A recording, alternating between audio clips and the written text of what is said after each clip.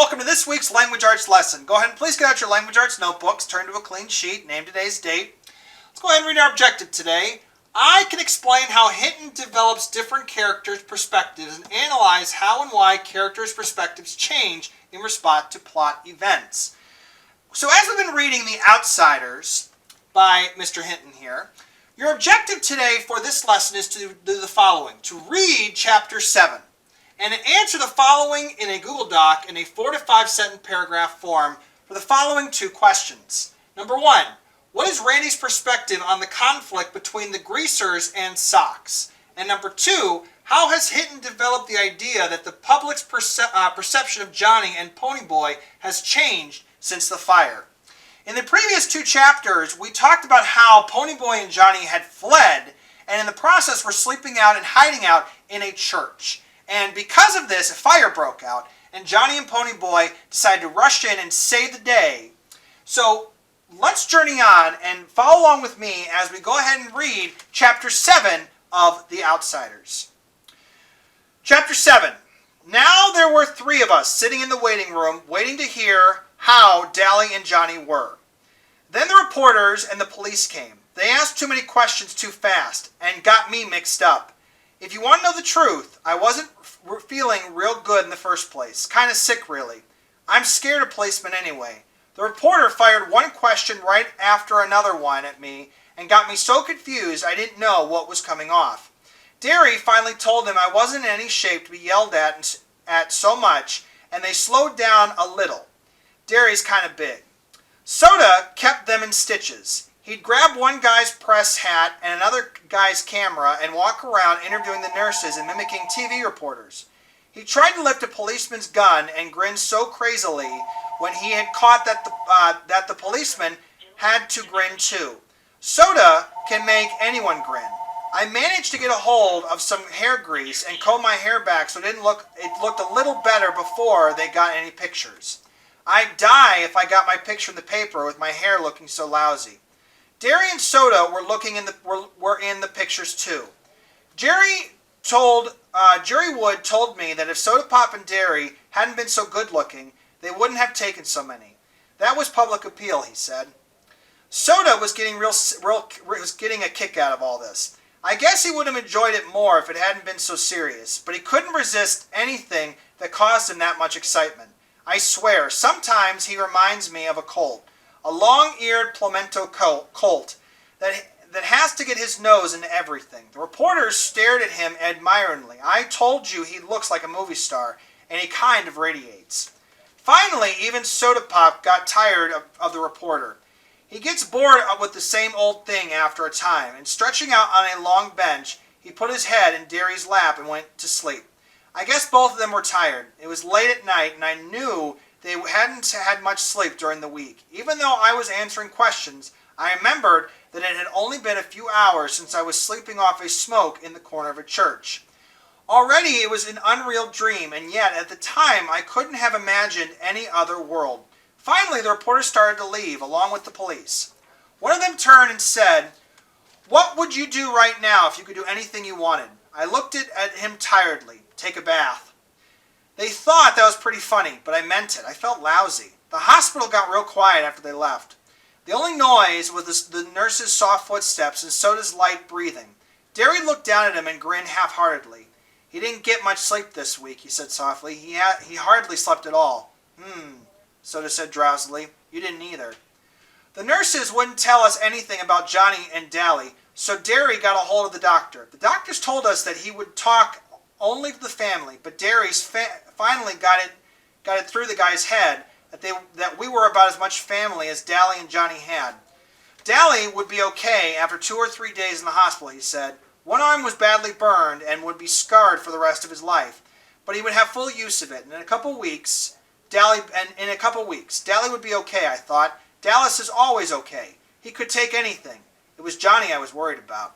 He was in critical condition. His back had been broken when the piece of timber fell on him. He was in severe shock and suffering from third-degree burns. We were doing everything they could to ease the pain, although since his back was broken, he couldn't feel the burns below his waist. He kept calling for Dallas and Ponyboy. If he lived, please no, I thought, please not if, The blood was draining from my face, and Derry put an arm across my shoulder and squeezed hard. Even if he lived, he'd be crippled the rest of his life. He wanted it straight, and you got it straight, the doctor said. Now go home and get some rest. I was trembling. A pain was growing in my throat, and I wanted to cry. But greasers don't cry in front of strangers. Some of us never cry at all, like Dally and Two-Bit and Tim Shepard. They forgot how at an early age. Johnny crippled for life? I'm dreaming. I thought in panic. I was dreaming. I'd wake up at home or in a church and everything would be like it used to be, but I didn't believe it myself. Even if Johnny didn't live, he'd be crippled and never play football or help us out in a rumble again. He'd have to stay in that house he hated, where he wasn't wanted, and things could never be like they used to be. I didn't trust myself to speak. If I say one word, the hard knot in my throat would swell and I'd be crying in spite of myself. I took a deep breath and kept my mouth shut. Soda was awakened by then, and although he looked stony-faced, as if he hadn't heard a word of what the doctor said, his eyes were bleak and stunned. Serious reality had a hard time coming through to Soda, but when it does, it hits him hard. He looked like I felt when I had seen that black-haired sock lying doubled down and still in the moonlight. Derry was rubbing the back of his head softly. We better go home. We can't do anything here. In our Ford, I was suddenly overcome by sleepiness. I leaned back and closed my eyes, and we were home before I knew it. Soda was shaking me gently. Hey, Ponyboy, wake up. We still got to get to the house. I said sleepily and laid down in the seat. I couldn't have gotten up to save my life. I could hear Soda and Derry, but as if it was from a great distance. Come on, Ponyboy, Soda pleaded, shaking me a little harder. We're sleepy too. I guess Derry was tired of fooling around because he picked me up and carried me in. He's getting mighty big to be carried, Soda said. I wanted to tell him to shut up and let me sleep, but I only yawned. He sure lost a lot of weight, Derry said. I thought sleepily that I should at least pull off my shoes, but I didn't. I went to sleep the minute Derry tossed me on the bed. I forgot how soft a bed really was. I was the first one up next morning. Soda must have pulled my shoes and shirt off me. I was still wearing my jeans. He must have been too sleepy to undress himself, though. He lay stretched out beside me, fully clothed. I wiggled out from under his arm and pulled the blanket up over him, then went to take a shower. Asleep, he looked a lot younger than going on 17, but I noticed that Johnny looked younger when he was asleep too, so I figured everyone did. Maybe people are younger when they're asleep. After my shower, I put on some clean clothes and spent 5 minutes or so hunting for a hint of beard on my face and mourning over my hair. That bum haircut made my ears stick out. Derry was still asleep, and I went to the kitchen to fix breakfast. The first one up has to fix breakfast, and the other two do the dishes. That was the rule around our house, and usually it's Derry who fixes breakfast and me and Soda who are left with the dishes. I hunted through the icebox and found some eggs. We all like our eggs done differently. I like them hard, Derry likes them in a bacon tomato sandwich, and Soda Pop eats his with grape jelly. All three of us like chocolate cake for breakfast. Mom had never allowed it with ham and eggs, but Derry let Soda and me talk him into it. We really didn't have to twist his arm. Derry loves chocolate cake as much as we do. Soda Pop always makes sure there's some in the icebox every night, and if there isn't, he cooks up one real quick. I like Derry's cake better. Soda Pop always puts too much sugar in the icing. I don't see how he stands jelly and eggs and chocolate cake all at once, but he seems to like it. Derry drinks black coffee and Soda and I drink chocolate milk. We could have coffee if we wanted, but we like chocolate milk. All three of us are crazy about chocolate stuff. Soda says if they ever make a chocolate cigarette, I'll have it made. Anybody home? A familiar voice called from the front street, and Two-Bit and Steve came in. We'd always just stick our heads into each other's houses and holler, hey, and walk in. Our front door is always unlocked in case one of the boys is hacked off at his parents and needs a place to lay over and cool off. We never could tell who'd we find stretched out on the sofa in the morning. It was usually Steve, whose father told him once a week to get out and never come back. It kind of bugs Steve, even if his old man does give him $5 or $6 the next day to make up for it. Or it might be Dally, who lived anywhere he could. Once we found Tim Shepard, leader of the Shepard gang, and far from his own turf, reading the morning paper in the armchair. He merely looked up and said hi, and strolled out without staying for breakfast. Two-Bit's mother warned us about burglars, but Derry, flexing his muscles so much that they bulged like oversized baseballs, drawled that he wasn't afraid of any burglars, and that we didn't really have any worth taking. He'd risk a robbery, he said, if it meant keeping one of the boys from blowing up and robbing a gas station or something, so the door was never locked. "In here," I yelled, forgetting that Derry and Soda Pop were still asleep. "Don't slam the door."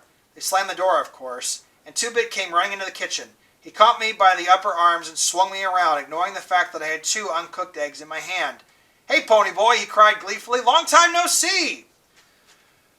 You would have thought it would have been 5 years instead of 5 days since I'd seen them last, but I didn't mind. I like of Two-Bit. He's a good buddy to have. He spun me into Steve, who gave me a playful slap on my bruised back and shoved me across the room.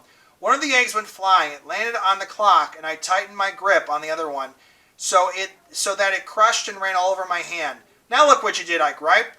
"There were our breakfasts. Can't you two wait till I set eggs down before you go shoving me all over the country?" I really was a little mad because I had just realized how long it had been since I'd eaten anything.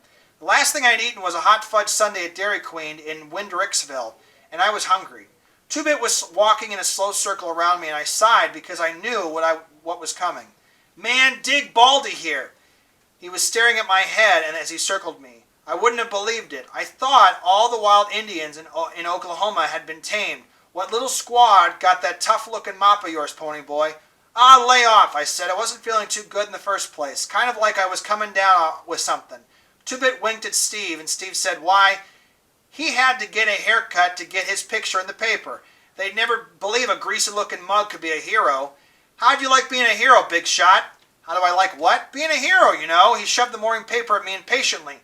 "Like a big shot, even." I stared at the newspaper. On the front page of the second section was a headline, "Juvenile Delinquent Turned Hero." "What I like is the turn bit," Two-Bit said, cleaning up the egg off the floor. "Y'all were heroes from the beginning. You just didn't turn all of a sudden." I hardly heard him. I was reading the paper. The whole page was covered with stories about us. The fight, the murder, the church burning with the Sox being drunk and everything. My picture was there with Derry and Soda Pop. The article told how Johnny and I risked our lives saving those little kids. And there was a comment from one of the parents who said that they would have all burned to death if it hadn't been for us. It told the whole story of our fight with the Sox, only that they didn't say Sox because most grown-ups don't know about the battles that go on between us. They had interviewed Cherry Valance, and she said Bob, who had been drunk, and that the boys had been looking for a fight when they took her home. Bob had told her he was fixing us for picking up his girl. His buddy, Randy Anderson, who had jumped us, also said it was their fault and that we fought back in self-defense. But they were charging Johnny with manslaughter. Then I discovered that I was supposed to appear in juvenile court for running away, and Johnny was too if he recovered. Not if, I thought again. Why do they keep saying if? For once, there weren't any charges against Daly, and I knew he'd be mad because the paper made him a hero for saving Johnny, and because say much about his police record, which he kind of was proud of. He'd killed those reporters if he got a hold of them. There was another column about just Derry and Soda and me, and how Derry worked on 2 jobs at once and made good at both of them, and about his outstanding record at school. It mentioned Soda Pop dropping out of school so we could stay together, and that I made the honor roll at school all the time and might be a future track star. Oh yeah, I forgot. I'm on the A squad track team, the youngest. I'm a good runner. Then it said we shouldn't be separated after we had worked so hard to stay together. The meaning of the last line finally hit me. "You mean," I swallowed hard, "that they're thinking of putting me and Soda in a boys' home or something?" Steve was carefully combing back his hair in complicated swirls, something like that. I sat in a daze. We couldn't get hauled off now, not after me and Derry and had finally got through to each other. And now that the big rumble was coming up and we wouldn't settle this sock greaser thing once and for all, not now when Johnny needed us and Daly was still in the hospital and we wouldn't be out of the rumble. "No," I said in a loud, and Two-Bit, who was scraping the egg off the clock, turned to stare at me. "No what?" "No, they ain't going to put us in a boys' home." "Don't worry about it," Steve said. cocksure that he and Soda Pop could handle anything that came up. They don't do things like that to heroes. Where's Soda and Superman?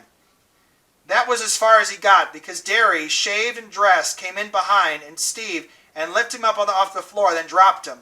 We called Derry Superman, or Muscles, at one time or another, because one time Steve had made the mistake of referring to him as all brawn and no brain, and Derry almost shattered Steve's jaw.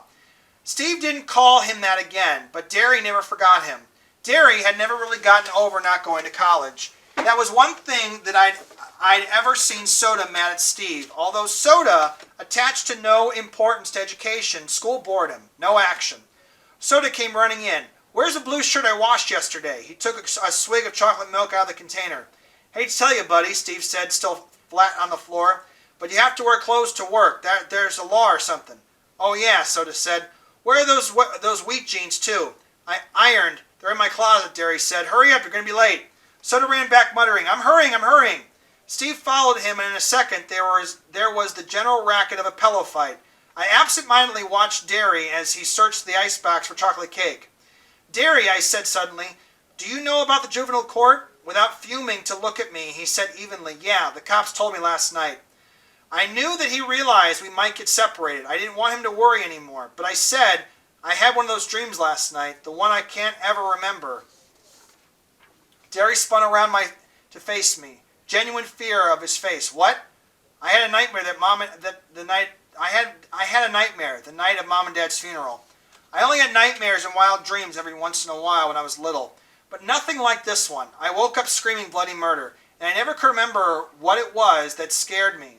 It scared Soda Pop and Derry almost as bad as it scared me. For night after night, for weeks on end, I would dream this dream and wake up in a cold sweat or screaming, and I could never remember exactly what had happened.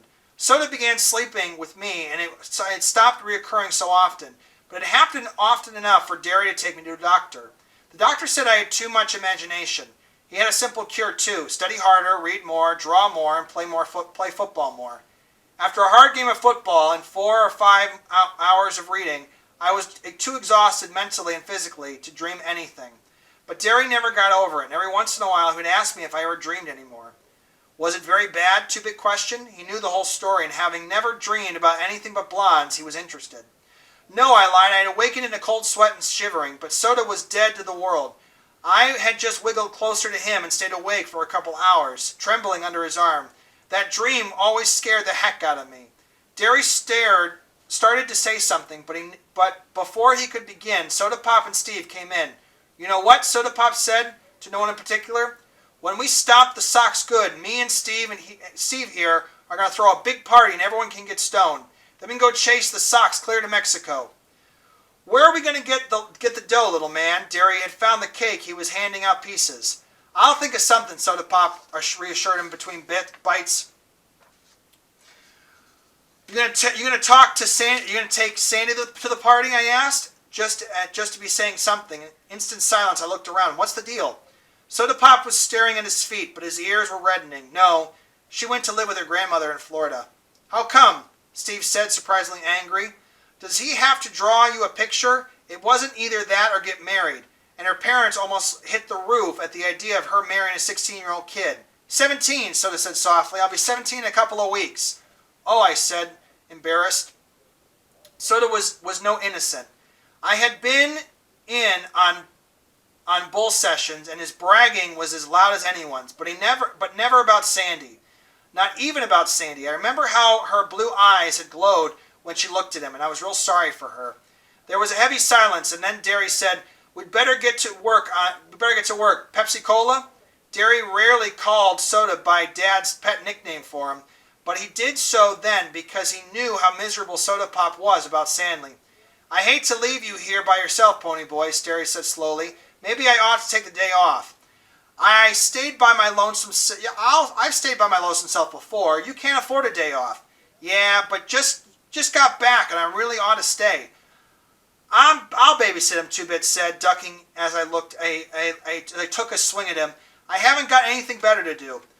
Why don't you get a job? Steve said. Ever consider working for a living? Work, Two-Bit was angst. And ruin my rep?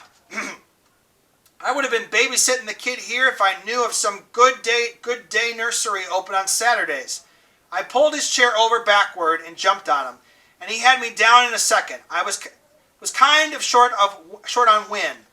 I got to cut out smoking, or I won't make the track team next year. Holler, Uncle. Holler, Uncle. Nope, I said, struggling, but I didn't have my usual strength. Jerry was pulling on his jacket. You two do the dishes. You can go to the movies if you want before you go see Dally and Johnny. He paused for a second, watching Two-Bit squash the heck out of me. Two-Bit, lay off. He ain't so good looking, pony boy. You take a couple of aspirin and go easy. You smoke more than a pack today and I'll skin you, understand? Yeah, I said, getting under my feet. You carry more than one bundle of roofing at a time today, and me and Soda'll skin you, understood? He grinned, one of his rare grins. Yeah, see you this afternoon. Bye, I said. I hear our Ford's vroom and thought, Soda's driving? And they left. Anyway, I was walking around downtown and started to take this shortcut through the alley. Two-Bit was telling me about one of his many exploits while we did the dishes.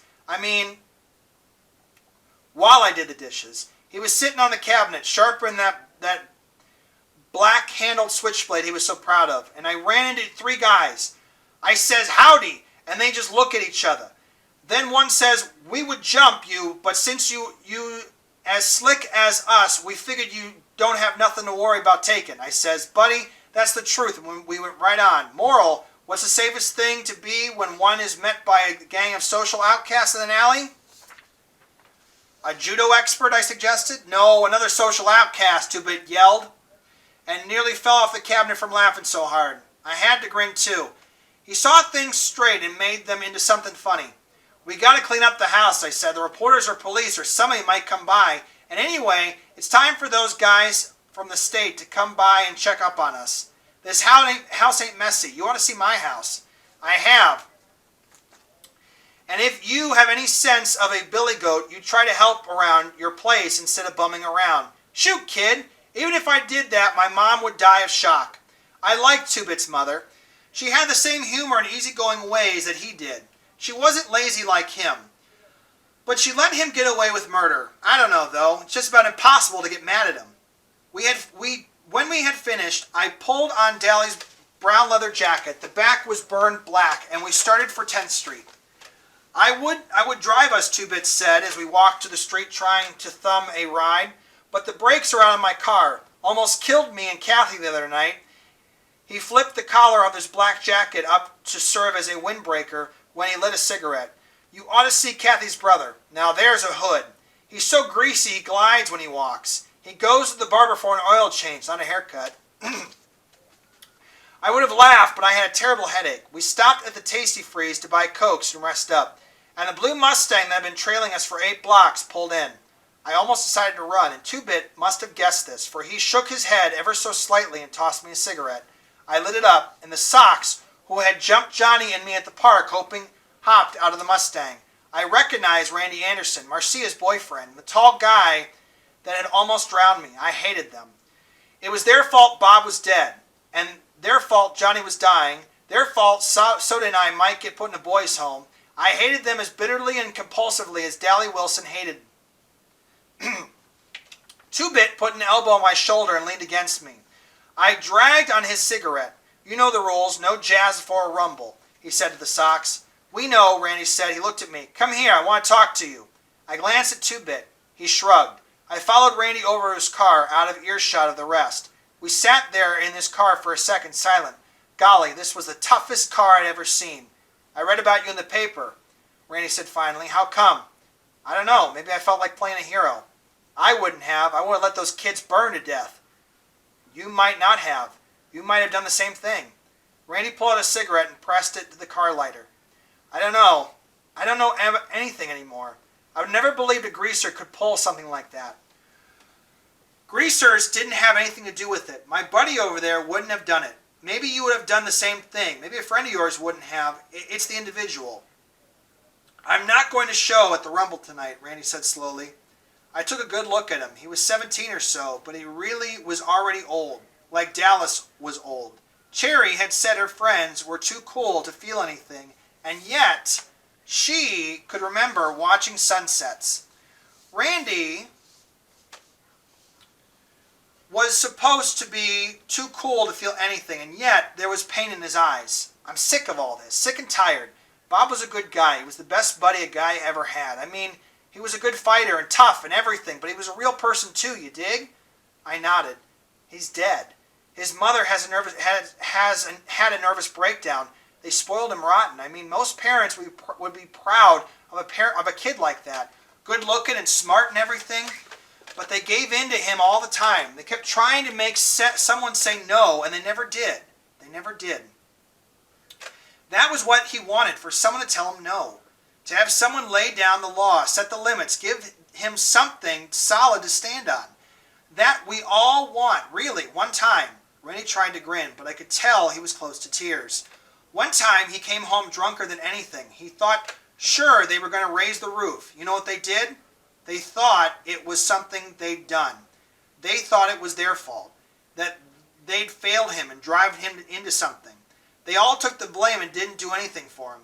If his old man had just belted him just once, he might have still be alive. I don't know what I'm telling you this. I couldn't tell anyone this. My friends, they think I rolled off my rocker or turning soft. Maybe I am. I just don't know that I'm sick of all this mess. That kid, your buddy, the one that got burned, he might die. Yeah, I said, trying not to think about Johnny. And tonight, people get hurt in rumbles, maybe killed. I'm sick of it because it doesn't do any good. You can't win, you know that, don't you? And when I remained silent, he went on, you can't win, even if you whip us. You'd still be where you were before at the bottom. And we'll be the lucky ones with all the breaks. So it doesn't do any good. The fighting, the killing, it doesn't prove anything. We'll forget it. We'll forget it if you win or if you don't. Greasers will still be greasers and socks will still be socks. Sometimes I think it's the ones in the middle that are really the lucky stiffs. He took a deep breath. So if I'd fight, and if I thought it'd do any good, I think I'm going to leave town. Take my little old Mustang and all the dough I can carry and get out. Running away won't help. Oh hell, I know it. Randy half stopped. But what can I do? I'm a marked chicken if I'm punk out at the rumble, and I hate myself if I didn't. I didn't know what to do. I'd help you if I could, I said, and remembered Cherry's voice. Things are rough all over. I knew then what she meant. He looked at me. No, you wouldn't. I'm a sock. You get a little money and the whole world hates you. No, I said, you hate the whole world. He just looked at me. For the way he looked, he could have been 10 years older than he was. I got out of the car. You wouldn't have saved those kids if you hadn't been there, he said. You would have saved them the same as we did. Thanks, Grease, he said, trying to grin. Then he stopped. I didn't mean that. I meant, thanks, kid. My name's Ponyboy, I said. Nice talking to you, Randy. I walked over to Two-Bit, and Randy honked for his friends to come and get into the car. What do you want? Two-Bit asked. What did Mr. Super Sock have to say? He ain't a sock, I said. He's just a guy. He wanted to talk. You want to see a movie before we go see Johnny in Dallas? Nope, I said, lighting up another weed. I still had a headache, but I felt better. Socks were just guys, after all. Things were rough all over, but it was better that way. The way you could tell the other guy was human too. So once again, in the Google Doc, please answer the following questions. Number 1, what is Randy's perspective on the conflict between the Greasers and the Socks? And number 2, how does Hinton develop the idea that the public's perception of Johnny and Ponyboy has changed since the fire? Join me next time, 6th graders. We'll be delving into Chapter 8 of The Outsiders. Keep reading, 6th graders.